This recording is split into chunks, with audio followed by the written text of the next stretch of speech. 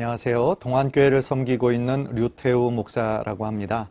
오늘 저는 열왕기하 22장 8절 20절을 중심으로 하나님의 말씀으로 돌아가야 합니다 라는 제목으로 은혜를 나누려고 합니다. 우리가 크리스찬으로서 인생을 살면서 때때로 하나님이 원하시는 길인지 아니면 원하시지 않는 길인지 헷갈릴 때가 있습니다. 사실 우리들 모두가 연약해서 실수할 때가 있습니다. 잘못된 길을 선택할 때도 있습니다.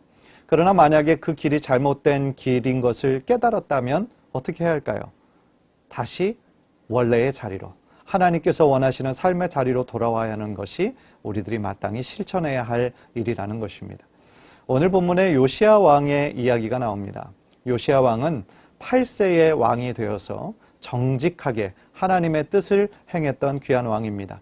그래서 성경은 그가 다윗의 길로 행한 사람이었고 좌우로 치우침이 없었다라고 얘기합니다. 오늘 본문은 특별히 그가 하나님을 향한 열심이 있었다라는 것을 가르쳐 줍니다. 그 증거가 성전을 수리하려고 했거든요.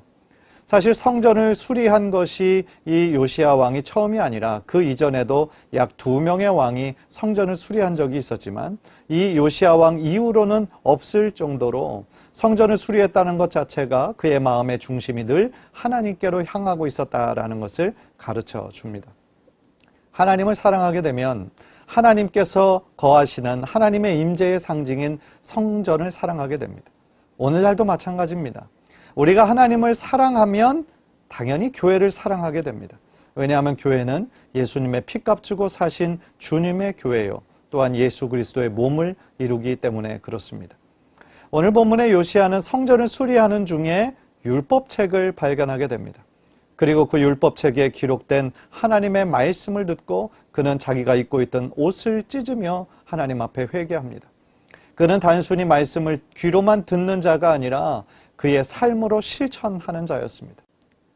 요시야는 하나님의 말씀 속에서 왜 이런 재앙이 자신의 민족에게 임하는지를 깨닫게 됩니다. 그것은 하나님으로부터 자신들이 너무나 멀리 떨어졌기 때문이었습니다. 하나님보다 우상을 더 사랑했고 우상을 섬겼기 때문이라는 것을 깨닫게 됩니다. 요시야는 그것을 깨닫는 데서 멈추지 않고 자신의 옷을 찢고 통곡하면서 하나님의 자비와 용서를 구한 것입니다.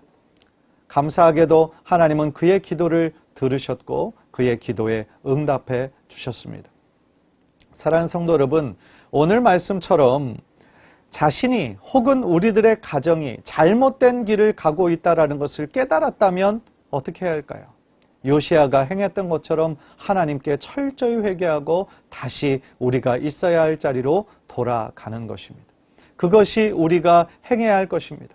만약에 우리가 잘못된 것인 줄을 알고도 계속해서 그 길을 걸어가고 있다면 우리는 하나님의 그 사랑에서 멀어지게 될 것이고 끝내 하나님의 진노 아래 놓이게 될 것이기 때문에 그렇습니다.